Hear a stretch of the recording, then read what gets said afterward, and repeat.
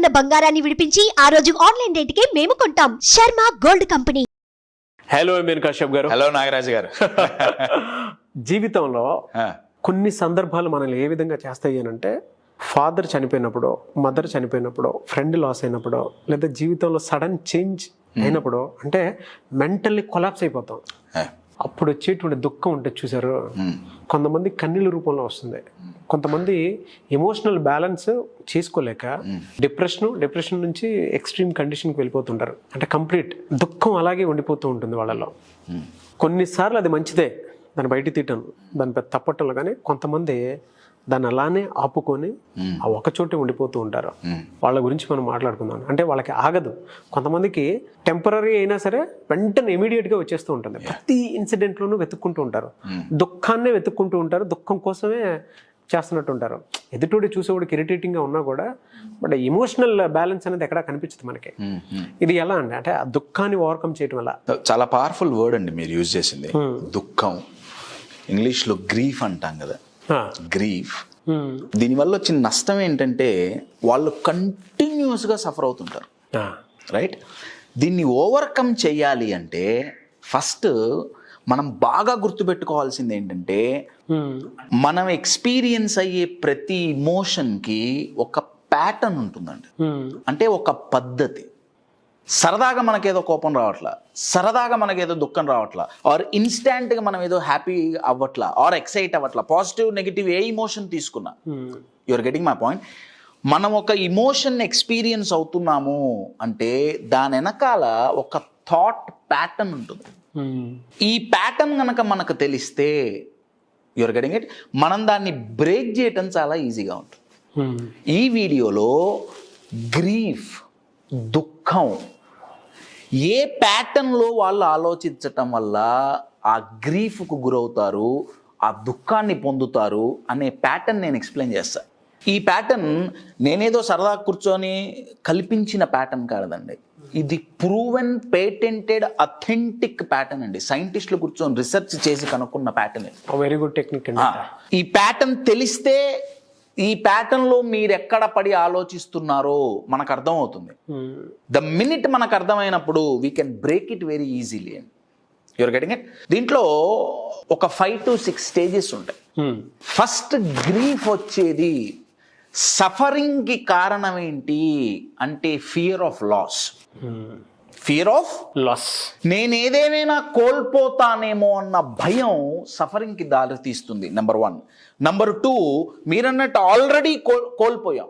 అది ఒక మనిషిని కావచ్చు, అది మన ఫ్యామిలీ మెంబర్ కావచ్చు, ఫ్రెండ్ కావచ్చు, మనకెంతో ఇమోషనల్గా కనెక్ట్ అయిన మనిషి కావచ్చు, లేదా ఒక ఫినాన్షియల్ లాస్ కావచ్చు, లేదా ఒక ఐడెంటిటీ లాస్ కావచ్చు, లేదా ఒక ఫెయిల్యూర్ కావచ్చు. ఆ లాస్ ఏదైనా కానివ్వండి, గ్రీఫ్ వస్తోంది అంటే కారణం ఏంటయ్యా అంటే ఫ్యూచర్లో మనం లాస్ అవుతామేమోనన్న భయం, ఆర్ ఆల్రెడీ పాస్ట్లో లాస్ అయిన దాని మీద ఫోకస్ చేయటం. You're getting it. ఇది ఫస్ట్ పాయింట్ అండి. నా లాస్ జరిగింది, లాస్ జరగంగానే ఫస్ట్ స్టెప్, ఈ 5-6 స్టెప్స్ అన్నా కదా, ఫస్ట్ స్టెప్కు వాళ్ళు పెట్టిన పేరేంటంటే డినయల్ ఆర్ షాక్. డినయల్ అంటే అంగీకరించకపోవటం. ఇప్పుడు ఫర్ అన్ ఎగ్జాంపుల్, నేను ఎంతో ప్రేమించిన వ్యక్తి, ఎంతో కనెక్ట్ అయిన వ్యక్తి పోయారు, లేదా నేను ఇందాకన్నట్టు నేను ఫెయిల్ అయ్యా, లేదా ఫినాన్షియల్ లాస్ అయ్యా, లాస్ నా లైఫ్లోకి వచ్చింది. కొంతమంది షాక్కు గురవుతారు, ఇదేంటి ఇట్లా అయింది, అసలు ఎక్స్పెక్ట్ చేయలేదే. ట్రామా. Absolutely trauma. ఆ ట్రామా నుంచి డ్రామా మొదలవుతుంది. మైండ్ డ్రామాలు ఆడుతుందండి. Your getting it. షాక్ లేదా డినయల్. డినయల్ అంటే ఇందాక చెప్పినట్టు అంగీకరించకపోవటం. వాళ్ళ మైండ్ ఏమంటుందంటే, నాకేమైంది, నాకేం కాలేదు, నేను మంచిగానే ఉన్నా, లోపల రగిలిపోతున్నారు. ఇందాక మీరు అన్నారే కొంతమంది కళ్ళెమ్మంటి నీళ్లు కారితే గుడ్లల్లో నీళ్లు కుక్కుకొని ఉన్నారంటారు. You're getting it. అలా లోపల అసలు సునామీ నడుస్తుంది, కానీ వాళ్ళ మైండ్ ఏం చెప్తుంది, నీకేం కాలే, బ్రహ్మాండంగా ఉన్నావు. ఇక్కడ పాజిటివ్ థింకింగ్ పనికిరాదండి. పాజిటివ్ థింకింగ్ ఈ సిచ్యువేషన్లో non sense. Have to accept. Absolutely. Denial is a very very dangerous state అండి. ఫస్ట్ స్టేట్ ఏంటి దీంట్లో? డినయల్. వాళ్ళ మైండ్ అంగీకరించదు. ఎందుకు అంగీకరించదు? నేను లాస్ అయ్యా అని అంగీకరిస్తే తట్టుకోలేని బాధ. పెయిన్ని అవాయిడ్ చేయటానికి మైండ్ ఆడే నాటకం ఏంటయ్యా అంటే డినయల్. నీకేం కాలే, మంచిగున్నావు. ఇలా కొన్ని రోజులు నడిచింది. You're getting it. నా డినయల్ నుంచి స్లోగా మైండ్ కూడా గ్రహిస్తుంది కదండి, నిజాన్ని గ్రహిస్తుంది కదా. నా లాస్ అయ్యింది, మైండ్ అంగీకరిస్తోంది. ఈ డినయల్ నుంచి next step, second step anger. First denial, దీని నుంచి చిన్నగా కిందకు పడుతుంటాడు anger wrong, absolutely frustration, irritation, anxiety. ఆ యాంగర్ స్టేట్లోకి వచ్చినప్పుడు వాళ్ళ మైండ్లో నడిచే డైలాగులు, థాట్ ప్యాటర్న్ ఏంటయ్యా అంటే, ఎందుకు జరుగుతుంది నాకు ఇట్లా, నాకే ఎందుకు జరిగింది, నేనేం పాపం చేశా, నేనేం తప్పు చేశా, వాళ్ళు నన్ను ఎందుకు వదిలేసి వెళ్ళారు, దేవుడు నన్ను ఎందుకు శిక్షించాడు, నేను చేసిన తప్పేంటి, నేను చేసిన పాపం ఏంటి. You're getting it. యాంగర్, కోపం, వాళ్ళ మీద వాళ్ళకు కోపం, లైఫ్ మీద కోపం, క్రియేటర్ మీద కోపం, వదిలేసి వెళ్ళిన వ్యక్తుల మీద కోపం. You're getting it. ఆర్ ఎవరన్నా చీట్ చేస్తే చీట్ చేసిన వాళ్ళ మీద కోపం. ఈ స్టేజ్లో మొత్తం తిరిగేది ఏంటయ్యా అంటే కోపం. నాకెందుకు జరిగింది, ఎందుకు జరిగింది. You're getting my point. First stage ఏంటి? డినయల్, అంగీకరించట్లా. Second stage anger. Now denial, యాంగర్లో కోపడుతున్నాడు, మళ్ళీ మైండ్ వెనక్కిపోతుంది. కాదు నీకేం జరగలే, కాదు నీకు you're getting my point. Denial anger, మనసు ఈ రెండిట్లో పడి అలసిపోతుంది, ఎగ్జాస్ట్ అయిపోతుంది. బ్యాటరీ ఎలా అయితే ఎగ్జాస్ట్ అవుతుందో మనం ఫోన్ యూజ్ చేసిన కొద్దీ మైండ్ ఎగ్జాస్ట్ అయ్యి డినయల్ యాంగర్ నుంచి ఇంకొంచెం కిందకు పడుతుంది. ఆ థర్డ్ స్టేజ్ పేరే సాడ్నెస్. అది అప్పుడే యాక్సెప్ట్ చేసి ఉంటే బెటర్. అబ్సల్యూట్లీ. మీరు ఫస్ట్ దాంట్లో షాక్ అన్నారు కదా, ట్రామాలోకి వెళ్ళిపోవటం, అది ఈవెన్ నేను కూడా ఫేస్ చేశాను కాబట్టి నాకు క్లారిటీ ఉందండి కదా. దుఃఖపడిన ప్రతి ఒక్కళ్ళు ఈ స్టేజెస్లోంచి వెళ్ళాల్సిన వాళ్ళే. అంతే. నేను ఇది చెప్పటానికి కారణం ఏంటయ్యా అంటే ప్రతి ఒక్కళ్ళకి ఫస్ట్ డినయల్తో స్టార్ట్ అవుతారా? లేదు, యాంగర్తో కూడా స్టార్ట్ అవ్వచ్చు. అది పర్ముటేషన్, కాంబినేషన్ మారుతుంది. కానీ ప్రతి ఒక్కళ్ళు ఈ స్టేజెస్ ద్వారానే వెళ్ళాలి. మీరైనా, నేనైనా, ఎవరైనా. ఇది తెలుసుకోవటం వల్ల ఉపయోగం ఏంటంటే, మనకు ప్యాటర్న్ తెలిస్తే బ్రేక్ ఇట్ ఈస్. నా మైండ్ ఎటు పోతుందో తెలిస్తే పోకుండా పట్టుకోవడం తర్వాత నేర్చుకోవచ్చు. ముందు ఏమవుతుంది లోపల. So first stage denial or shock, second stage anger. మీరు ఇది గమనించండి, కిందకు పడుతున్నాం. Denial, anger. థర్డ్ స్టేజ్ ఈ సాడ్నెస్. ఇక్కడ బాధ, భరించలేని బాధ. దీనితో పాటు ఇంకొక ఛాలెంజ్ ఏంటంటే, డినయల్ యాంగర్లో మనసు విసికెత్తిపోయింది. అసహనం. Absolutely very powerful word. అసహనం అంటున్నప్పుడు మీ ఫేషియల్ ఎక్స్ప్రెషన్ చూడాలి. ఎందుకంటే అలసిపోయి మైండ్ అసహనానికి గురవుతుంది. So sadness, you're getting it. బాధ, డినయల్, యాంగర్, సాడ్నెస్. నౌ ఇలా కొన్ని నిమిషాలు లేదా కొన్ని గంటలు, కొన్ని రోజులు గడిచిన తర్వాత చిన్నగా మైండ్ ఒక స్టెప్ లేస్తుంది. ఇక్కడ ఏం చేస్తుందంటే, ఈ స్టేజ్కున్న పేరేంటంటే బార్గెయినింగ్. బార్గెయినింగ్ అంటే బేరాలాడుకోవటం. ఇక్కడ డినయల్ లేదు, కోపం లేదు, బాధ లేదు. దీంట్లోంచి బయటపడటం ఎలా తెలియక నా మైండ్ బేరాలాడటం మొదలు పెడుతుంది.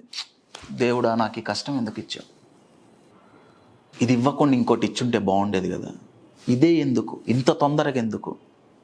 You're getting my point. లేదా ఈ బేరాలాటలో నలుగురితో తన సఫరింగ్ చెప్పుకోవటం మొదలు పెడతారు.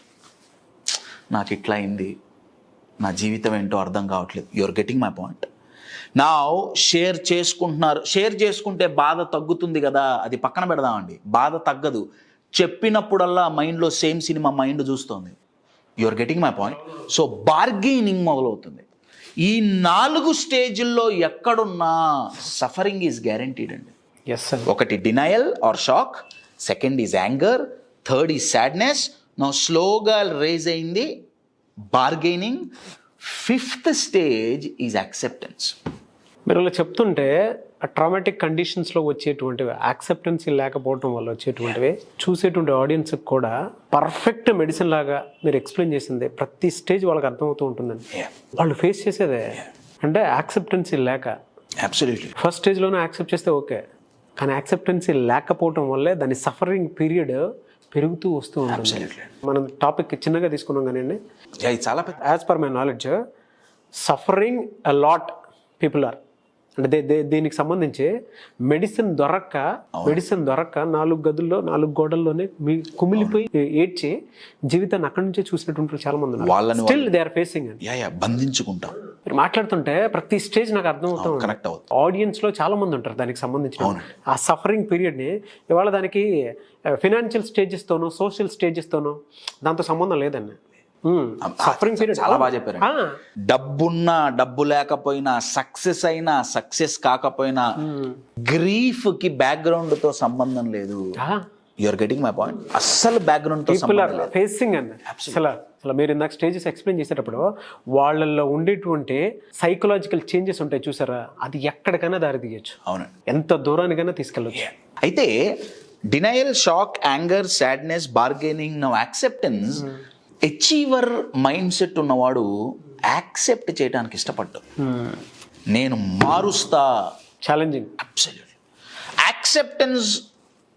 ఈ గ్రీఫ్ గురించి మాట్లాడుకునేటప్పుడు యాక్సెప్టెన్స్ వైటల్. యాక్సెప్ట్ చేస్తే నాకు ఇది జరిగింది, జీవితంలో ఈ వ్యక్తి ఇక లేడు, లేదా జీవితంలో ఇది ఇక లేదు, అదేదైనా కానివ్వండి, ఇక లేదు అనేది యాక్సెప్ట్ చేస్తే మూవ్ ఆన్ అవటానికి ఉపయోగపడుతుంది. నేను కాదు అనను. అయితే ఆ సైంటిస్ట్ ఏమంటున్నాడంటే యాక్సెప్టెన్స్తో ఆగిపోతే కుదరదు. ఆయన ఏమంటున్నారంటే యాక్సెప్టెన్స్ రిలీఫ్ ఇస్తుంది గ్రీఫ్ నుంచి, కానీ ఈ 5 స్టెప్పులు కదా, denial, anger, sadness, bargaining, acceptance, right? ఎన్నైనాయి? 5 అయినాయి కదా. ఆయన ఏమంటున్నారంటే ఈ 5టికి నెక్స్ట్ వెళ్ళండి. ఆ స్టెప్ పేరే క్రియేషన్. క్రియేషన్ అంటే సఫరింగ్ నుంచి సఫరింగ్కి, మీ దుఃఖానికి ఒక పాజిటివ్ మీనింగ్ ఇచ్చి కొత్త లైఫ్ క్రియేట్ చేసుకోండి. నేను ఒక ఎగ్జాంపుల్ ఇస్తాను. ఎన్నో చూసిన ఉన్నాయి. ఒక వ్యక్తి నాకు చాలా తెలిసిన చాలా క్లోజ్ పర్సన్, ఆ వ్యక్తికి 9 ఏళ్ళ 10 ఏళ్ళ కొడుకు చనిపోయాడు.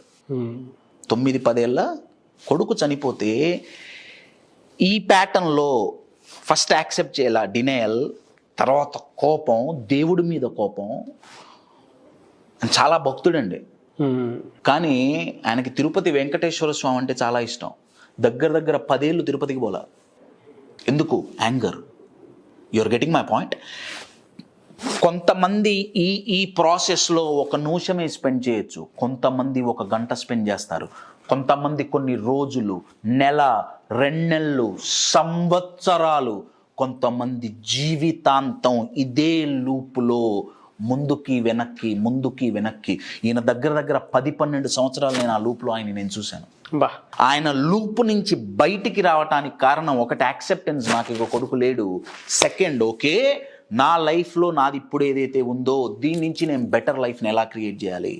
క్రియేషన్. నేను ఇంకొక వ్యక్తిని చూశాను. కన్న తల్లి చెయ్యకూడనిది ఏ తల్లి చేస్తుందని ఎక్స్పెక్ట్ చేయింది ఆ తల్లి చేసింది. తన కొడుకు, కన్న కొడుకు, సొంత కొడుకు జీవితాన్ని నాశనం చేసింది ఆ తల్లి. స్టోరీ ఏంటనేది పక్కన పెట్టండి, నాకు పర్సనల్ చెప్పటం ఇష్టం లేదు. తల్లి కొడుకుని తన జీవితాన్ని చిన్నాభిన్నం చేస్తే, నాశనం అయిపోతే, దాని తర్వాత దగ్గర 25 సంవత్సరాలు గడిచినా ఇప్పటికీ ఆ వ్యక్తి ఇదే ప్యాటర్న్లో కొట్టుకుంటున్నాడు. నా తల్లి నా జీవితం నాశనం. నేను కాదనట్లేదండి, జరిగింది అన్యాయం కాదు, మీకు జరిగింది అన్యాయం కాదు అని నేను అనను.